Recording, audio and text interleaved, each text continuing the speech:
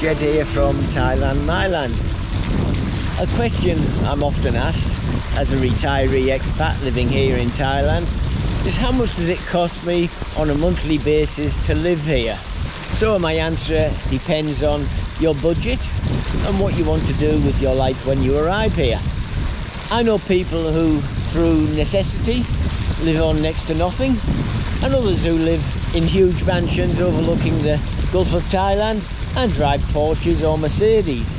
This video is about what I consider the bare minimum to live a fairly good life in Thailand. I did a video a couple of years ago on this very same subject. Since then, prices haven't gone up a lot here, as inflation in Thailand over the last 10 years has only been about 1.5% per year, whereas in Australia last year alone inflation was 5.5%. So this video will be about how much I spend on an average month now in 2024 to be able to live a fairly good life here in Thailand. This is just the basics of week to week living. I travel a lot throughout Thailand, so this estimate obviously doesn't include traveling or any other expenditures that may arise on a yearly basis. It's just an overview of average expenditure on daily living requirements such as rent, food, electric, entertainment and everyday daily requirements. And you'll need to add to that any costs that impact on your own needs or circumstances and lifestyle. Obviously, if you don't have a great income, you can live a lot cheaper than what I'm going to show you. For instance, you can rent a small place for about 5,000 baht a month. And if you don't go out and socialise often, then you can survive by eating out of food stalls, buying pot noodles from 7-Eleven, then you can live on a lower cost than I'll show you here. Likewise, if you have an unlimited budget and a substantial retirement income, you can have a much grander lifestyle and live like a king for a lot less than it'll cost you to live in most other Western countries. How much you spend a month will depend on what city, town or island you choose to live in. If you live in a touristy area, you will be paying a little bit more than you'll pay in, say, the rural areas of Thailand. Obviously, the most expensive places to live are in the tourist areas such as Phuket, Pattaya, and in the islands such as Koh Samui or Koh Phangan, or any other island for that matter, as islands are always more expensive to live than on the mainland. The capital city of Bangkok is probably the most expensive area to live in Thailand, but compared to most Western capital cities such as London, Paris or New York, it's a much cheaper city to live in.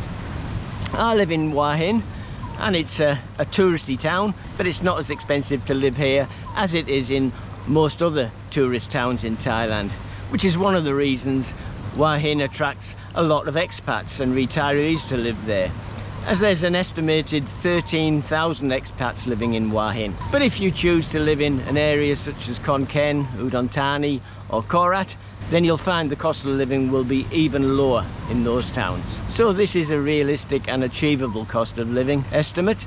As I said, you can live on a lot less money, and many expats do, but personally I wouldn't recommend it. Living in Thailand with not much money is not much fun and not a good way to spend your golden years. Because I live in Hua Hin, I'm going to base the costs of living here in Hua Hin, but keep in mind that prices can and do vary depending on where you choose to live. So let's start with probably the most expensive part of living here in Thailand, and that would be your rental accommodation. Depending on your needs and your lifestyle you want to live, rental prices can vary substantially. You can rent a room with an ensuite bathroom and maybe a small kitchen and sometimes a communal swimming pool for around about 7,000 baht a month, which would be like a budget hotel room. I rent a one-bedroom condo at Soi 88 for 10,000 baht a month. Now I got this at a bargain price, and I'll put on here now a segment of the video that I did late last year when I moved in, so you can get an idea of what you can get here for around about 10,000 baht. But also keep in mind that can vary also depending on the seasons. If you're going to rent somewhere during the high season, it's going to cost you a lot more than in the low season, of course.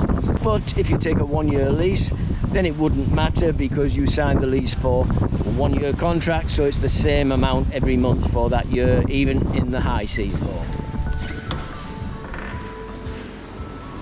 There's the lovely May. The condo's quite compact. It's not massive, but big enough for 2 people, and the way I look at it, the smaller it is, the less you've got to clean. Comes with a small balcony and even a washing machine. And just over that way, about 10 minutes drive away, is the beach.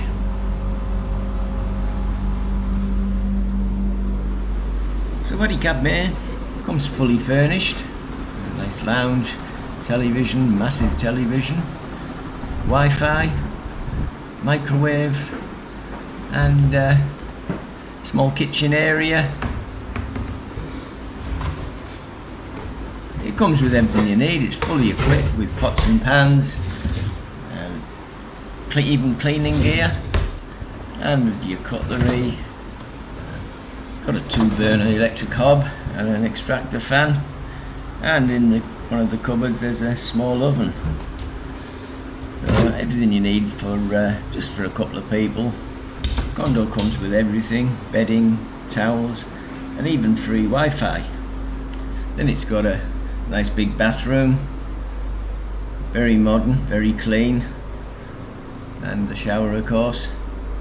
It's very well equipped, and that's what I like about it. There's lots of cupboard space, there's lots of shelving, and air conditioning in both rooms, in the lounge and the bedroom, and fans in both rooms as well.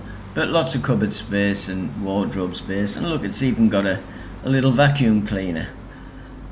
And you can sit out there on a morning, have your morning coffee, and look at this beautiful view.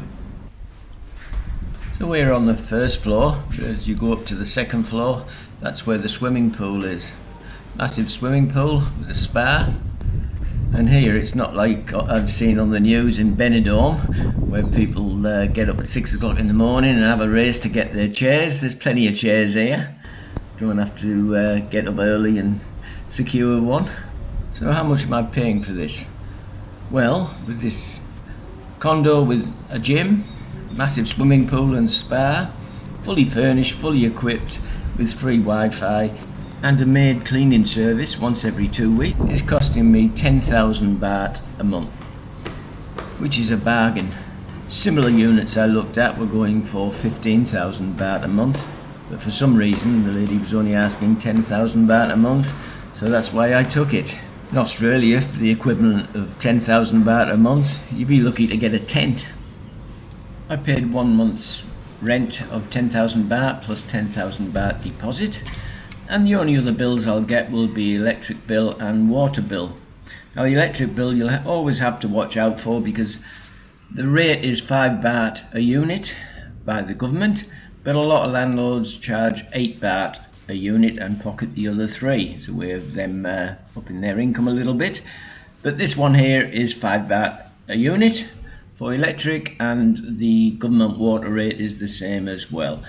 Going by the last place I rented, the electric will be round about 1,000 baht a month, and the water round about 300 baht a month. So all up I'll be paying 11,300 baht a month. So my place is quite cheap, but if you shop around there are many bargains to be had. But let's say that your rent is 15,000 baht a month for a similar place to mine. Going hand in hand with renting is the cost of electricity and water. Sometimes water is included in the rent, but electric rarely is included unless you rent a hotel room, which many people do who come here to live. They stay in hotel rooms rather than taking out a lease. Before I rented my condo, I rented a hotel room in the Hua Hin Terminal Hotel for over a year, and it cost me about 450 baht a night, which works out at about 13,000 baht a month, which included water, electricity, 2 bottles of water a day, and room service every day with cleaning and changing of bedding. So that brings us to the utilities. My electric bill here at this condo on averages 1,200 baht a month, and the water is only about 200 baht a month. So let's say that on average utilities will be around about 1,300 baht a month for water and electric. So your rent and utilities will come to about 16,300 baht every month. The next most expensive thing that you'll pay for will be food costs. And this again will depend on your outlook on life and what you like to eat and whether you like to cook at home or eat out for every meal. You can eat very cheaply here if you eat where many of the Thai people eat.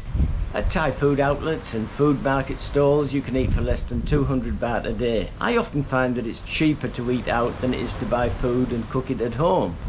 But let's double the 200 baht a day and say 400 baht a day for food. So your food costs would be about 12,000 baht a month. I cook a lot at home and I buy most of my fruit and vegetables from the local market, which is a lot cheaper than buying it in a supermarket. On average I spend 1,500 baht a week on food shopping, as food prices are very low here compared to most Western countries. For instance, chicken breast is just 70 baht a kilo, pork loin 110 baht a kilo, eggs 50 baht a dozen, pork ribs 120 baht a kilo. But you will find beef, lamb, cheese and anything else that expats like to eat is more expensive here, as is imported wines. So I average 1,500 baht a week for food, so that would be 6,000 baht a month for eating at home and 6,000 baht a month for eating out. So let's say 12,000 baht a month for food.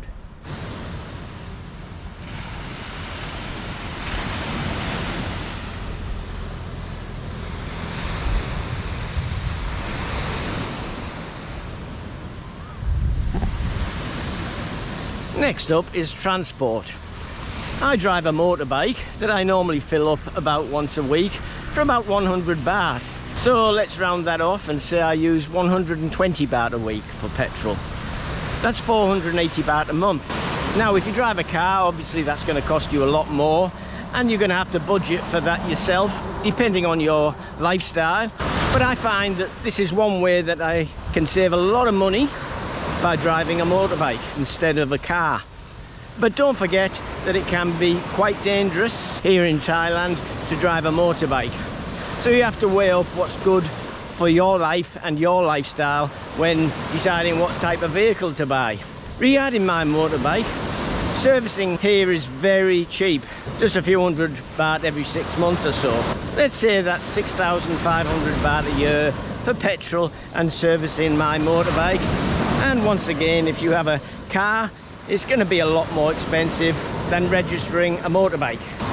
Registering a motorbike here is very cheap. It only costs me about 450 baht a year to register my motorbike. So to keep your bike on the road, it averages out around about 7,000 baht a year or 600 baht a month for maintenance and petrol. To give you an idea, to register a car is about 5,000 baht a year, depending on the size of the motor of the vehicle, which is about a quarter of the price that I used to pay for my car in Australia. If you don't want to drive a motorbike or a car, I would suggest that you find a place that's in walking distance to the town centre of whatever town you choose to live in, to avoid taxi fares, because paying regularly for taxis can be relatively expensive, but not compared to Western taxi prices. If you don't have your own vehicle, when you do need it to get around, I would also suggest using motorbike taxis or tuk-tuks or songthaus to get around, because they are more cheaper than conventional taxis. So if you decide to drive a motorbike while you're here, your transport costs will come to about 600 baht a month. Next up on your expenditure list is going to be entertainment and going out and socializing. And once again, this will depend on your lifestyle and what you want out of living in Thailand. If you want to frequent lady bars and buy ladies drinks all night and perhaps take a lady home for the night, and you're on a fairly low income, then your budget will be blown out of the water, as can be attested by many expats who come here to live. If that's what you like, then please feel free to adjust this estimate accordingly to fit your own circumstances, needs and lifestyle. Personally, I do enjoy going out, and I do so regularly. I can go out and have a meal and a few drinks for less than 500 baht a night. So let's say I go out 3 nights a week, I would spend about 6,000 baht a month on going out and entertainment. So going out and entertainment will cost you about 6,000 baht a month, as long as you're not going to take any ladies home for the night. Next up is mobile phones and internet charges. My rent here includes internet and Netflix TV, so it's a very good deal that I have here at the Soi 88 condos, as I don't pay extra for Wi-Fi. Mobile phone costs can vary quite a bit, as they do in most countries, depending on what you use your phone for and how much data you want to download. I have a phone contract that costs me 720 baht a month, and that's with unlimited internet downloads. When I first arrived here, I got a contract for just a couple of hundred baht a month, and it was good for just making phone calls, but for sending emails or using the internet or downloading from the internet, it wasn't so good. So I upgraded to the 720 baht a month eventually. And that's all I ever pay. If you don't use your phone a lot for the internet, then you can go with the cheaper rate. And if you go to shopping centres and bars and restaurants and coffee shops in your area, most of those places offer free Wi-Fi anyway. I've also found that most places that you rent include Wi-Fi in the rental price. And of course, if you decide to stay in a hotel, Wi-Fi would normally be included as well. There are many phone apps that offer free calls, such as Viber, Skype. Line is the most popular app here in Thailand, and most people have it. So that's a great way to save money, as you don't have any phone calls on your phone bill. So if you get a similar phone contract as mine, it'll cost you around about 720 baht a month, and Wi-Fi is often included in your rental if you rent a house or a condo. If you're over 50 and you're coming here on a retirement visa, the yearly cost of that retirement visa is around about 2,200 baht. If you go through a visa agent, then it'll cost you much more, but really there's no need to do that once you get your first visa. The process after that is quite simple, though it sometimes can be frustrating and time consuming when reapplying each year. If you want to retire here on a retirement visa, keep in mind that to get that retirement visa you have to have either 800,000 baht in your Thai bank account or a provable income of at least 65,000 baht a month. Therefore, your retirement visa costs will be 2,200 baht a year or 183 baht a month. So your average monthly cost of living in Thailand are rent 15,000 baht a month, utilities 1,300 baht a month, food and eating out 12,000 baht a month, monthly motorbike costs including petrol 600 baht a month, going out and entertainment 6,000 baht a month, mobile phone around about 750 baht a month, and your retirement visa averaging 183 baht a month, which comes to 36,000 baht per month. So let's round it off to 40,000 baht for any miscellaneous things that may go wrong or things that I might have forgotten. So 40,000 baht for a fairly comfortable lifestyle living here in Thailand.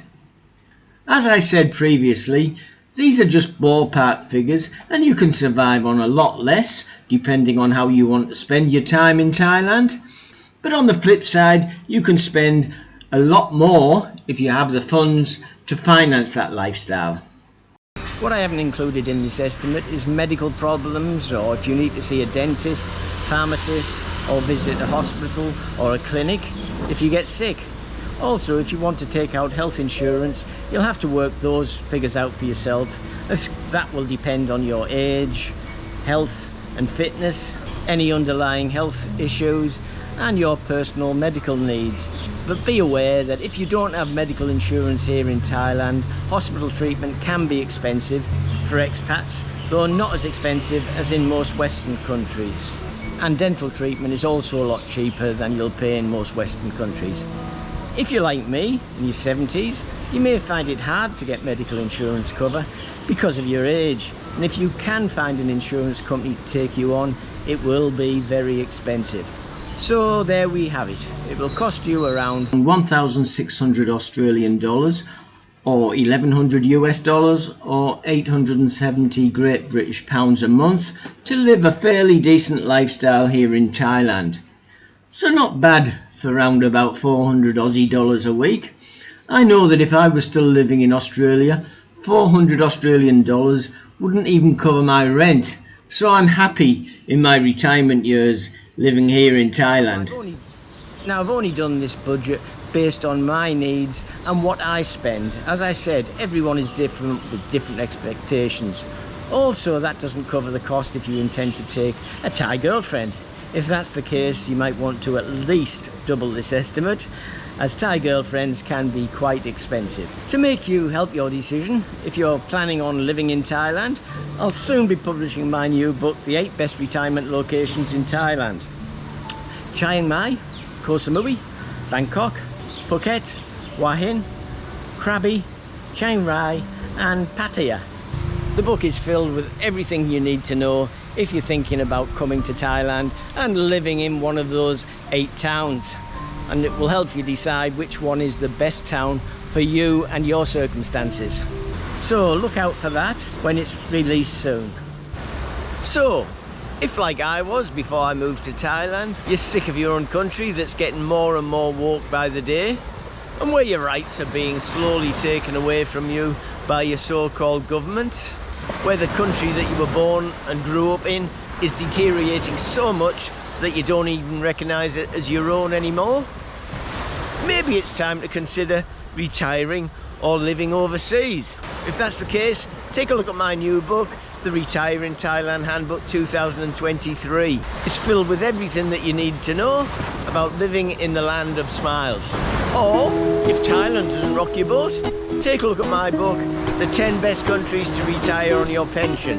Thailand, Malaysia, Vietnam, Cambodia, Bali, Spain, Portugal, Costa Rica, Belize and Panama. So thanks a lot for watching. Don't forget to subscribe and I'll see you in the next video. Cheers for now.